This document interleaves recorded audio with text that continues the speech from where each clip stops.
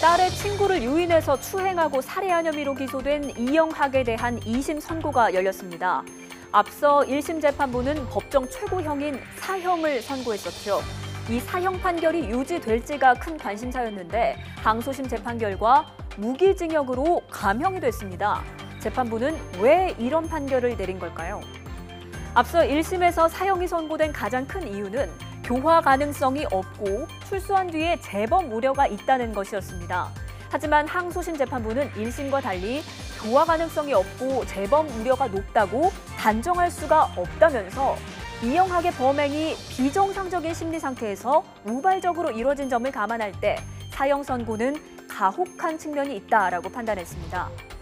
이영학 측은 항소심에서 공분이 크다고 해서 그만큼 되받아치는 것은 형벌이 아니라 공권력의 복수라면서 감형을 호소해왔는데요.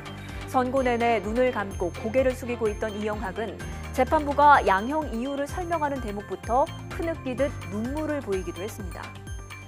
우리나라가 실질적인 사형 폐지국인 만큼 집행 가능성이 높지 않아서 어차피 무기징역과 다를 바가 없는 게 아닌가 싶은 분들도 있을 텐데요.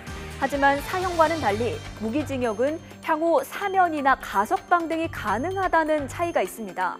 또 사형을 선고하는 건 살인, 강간 등 극악무도한 범죄를 저지른 사람에 대한 상징적인 의미도 갖고 있습니다.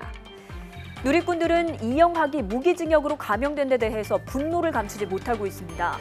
사형이 가혹이라 죄 없이 죽은 피어보지도 못한 피해자는 뭔가 죽은 피해자만 불쌍한 나라다. 사형이 가혹한 게 아니라 감형이 피해자 가족에게 더 가혹하다라는 등의 반응을 보이고 있는데요. 여러분은 어떻게 생각하십니까?